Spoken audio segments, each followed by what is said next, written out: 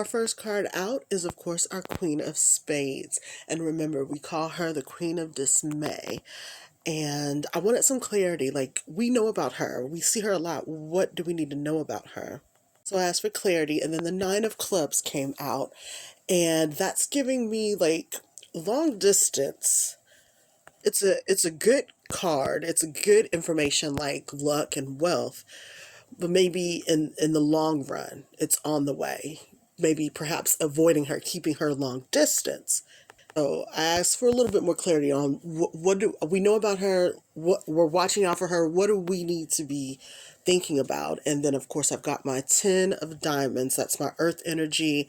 That's the completion of a cycle or a process, or it's got wealth and power and success after difficulty. So this is the time that it's coming in for that Queen of Clubs. And our Queen of Clubs, she's completely different from that Queen of Spades. That Queen of Spades is kind of like a queen with an ego, the ego that she hasn't let go of, but she's still in her negative and her darkness and her shadow. Queen of Spades is that cold winter energy.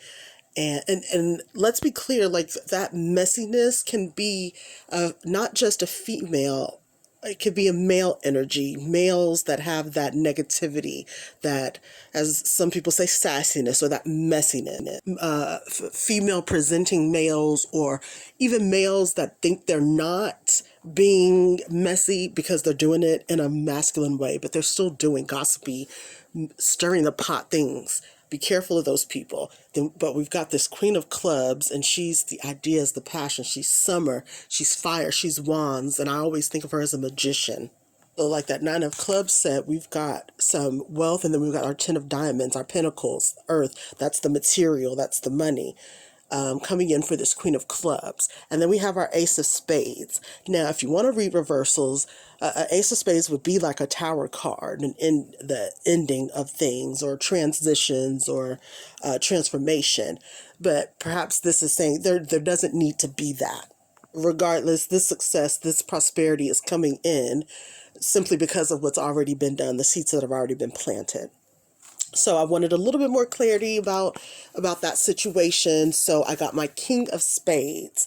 Now, he's still that winter energy. He's still kind of a player that might be a little bit nefarious. However, Spades is a lot of conflict and things with the mind, so kind of like inner turmoil, and maybe that person has that, and maybe that, but they are also a person that kind of keeps to themselves. Maybe that's why the inner turmoil is there, because they're always ruminating in their head. But they're very well liked. They have good intentions, so to speak. And because the Nine of Pentacles came up, that's the money. When it comes up with that spade, it's kind of signifying that that maybe the turmoil is coming from his finances. Like, it's a lot of expenses that are needing to be paid for, a lot of bills. So that might cause him to kind of keep to himself a little bit. And perhaps that's the partner or someone that the Queen of Clubs knows. At the bottom of the deck, we had the King of Pentacles, and that is a very successful, accomplished, ambitious person, and that's coming out with that king and another king, and you see the Nine of Pentacles. So this king it's the King of Spades, and the Nine of Pentacles is his money changing for better. So a lot of stuff is going on right now, but they're getting it in order.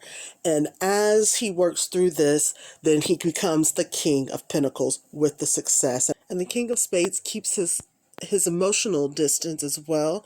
But you see, we've got the King of Hearts, and that's an affection and influence. Perhaps you'll receive more of that affection before he becomes that King of Pentacles as his finances improve. I often ask if there's any more messages, but the universe was like, end of a cycle, full of abundance.